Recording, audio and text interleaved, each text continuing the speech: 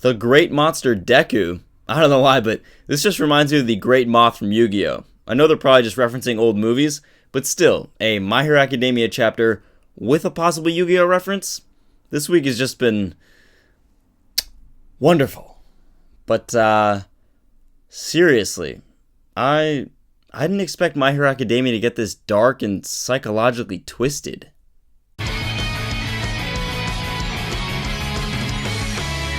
What's up? It's Truth Hero, and welcome back to another My Can't Do This Right Now. Nope, I can't be this cheerful after reading that. You guys know what this is. It's a My Hero Academia chapter, and today we'll be looking at Boku no Hero Academia chapter 222 of the manga. That's a lot of hands.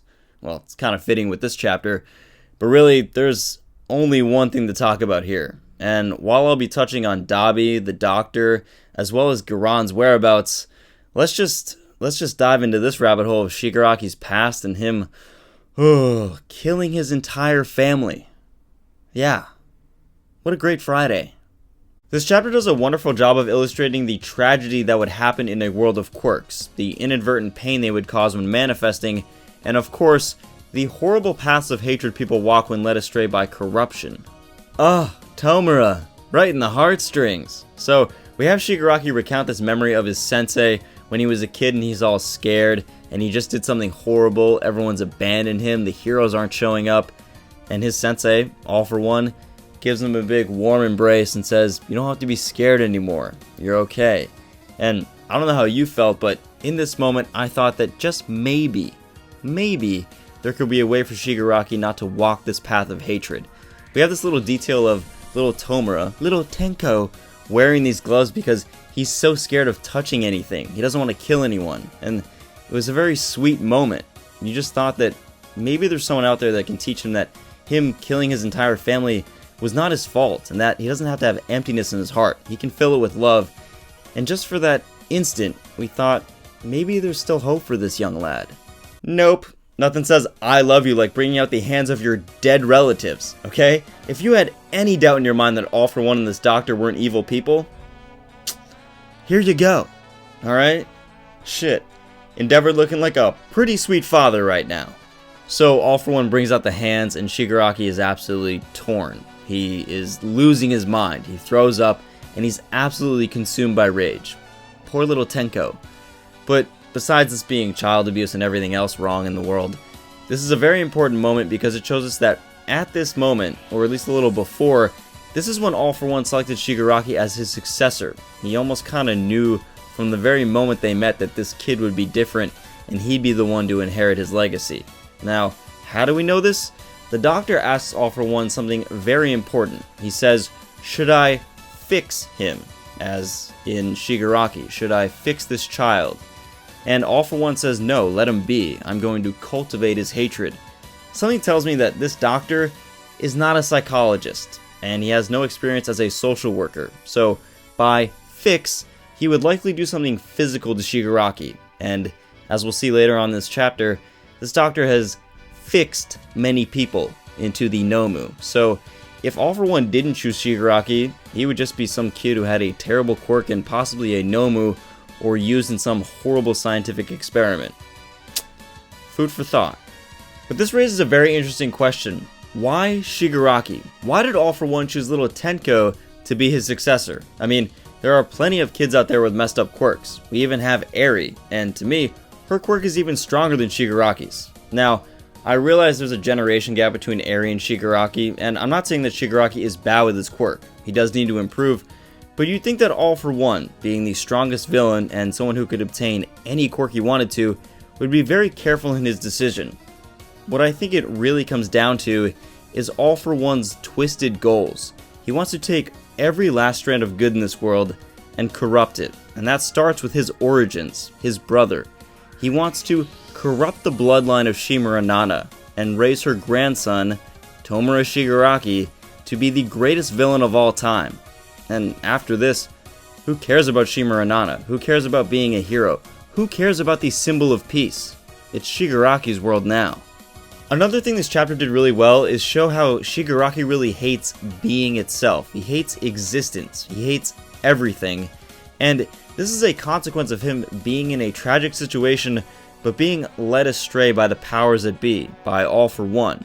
Now, the reason I bring this up is because we had the Eri example, and we have little Tomura.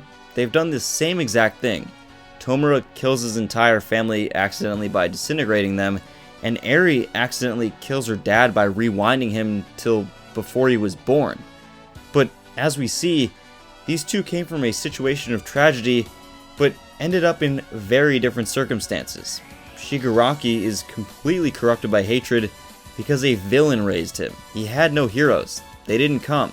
But Eri, on the other hand, she's actually making progress and getting over her trauma. But she had a hero. She had Mirio. She had Deku. She had all of UA cheering for her. So, my question is, it's pretty obvious that All for One led Shigaraki astray. Is it possible that someday Shigaraki could be redeemed? Could he actually work with Deku in getting revenge against All for One, the man who's led him down this path? Comment below. Anyway, that's all I'll say on Shigaraki's past and the fact that he killed his entire family, but I really like the dark psychology going on here. He feels physically sick if he has these hands on him, but that's the only way for him to feel that there's not a hole in his heart.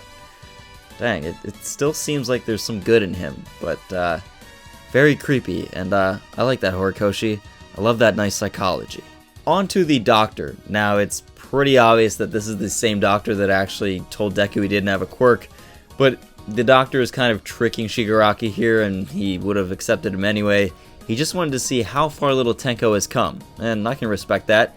He wants to see that Shigaraki has a crazy dream, because All for One had crazy dreams. He wanted to be a demon or devil king and rule the world, and the doctor wants to make sure that his research, his life's work in villainy, goes to a king.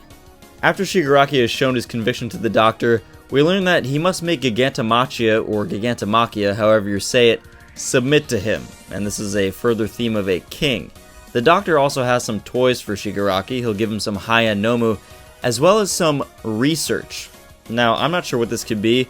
Perhaps the doctor already knows that he wants those bullets that neutralize quirks made, but let me know in the comments below. What do you guys think this research could be? Shigaraki accepts the challenge of taming Giga and says, "Wow, Doc, that was a long tutorial." And I love this little detail because it shows that Horikoshi is keeping the gaming lingo that Shigaraki has been using, and I don't want that to go away. I think that Shigaraki, somehow having an aspect of a child, and as we've certainly seen, he has a messed up childhood still inside him, that he can win in villainy and in life by treating it as a video game, is very cool and speaks more to his psychology. Time for Shigaraki and gang to sludge warp back to Gigantomachia and show him who's boss. And speaking of which, Horikoshi, what the hell is that thing? Oh my gosh, I know I said I was okay with different Nomu bodies and women Nomu and men Nomu, fat skinny, body positivity around the Nomu. I'm all for it, but what the hell is John-chan? Ugh.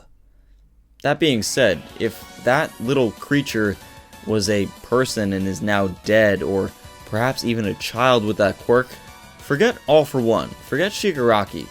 The doctor in this universe is the most evil person. Hands down. My final thoughts in this chapter are actually about Dabi.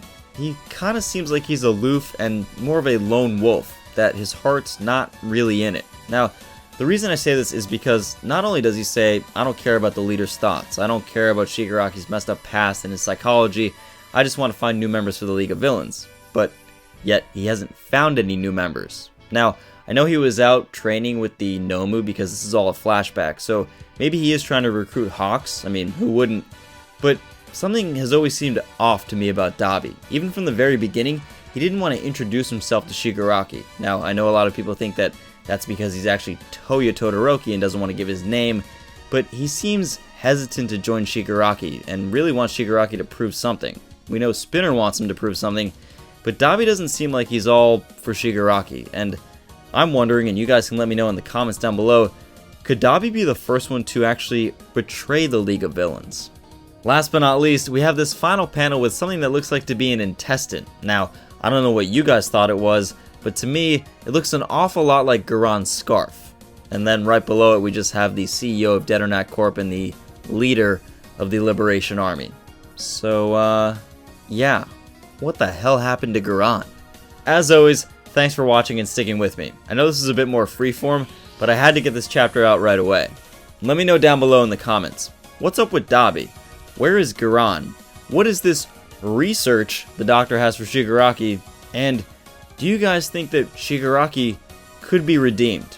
If you like these My Hero Academia manga reviews and My Hero Academia content, considering enrolling at UA today by clicking the subscribe button down below. And until next time, plus ultra.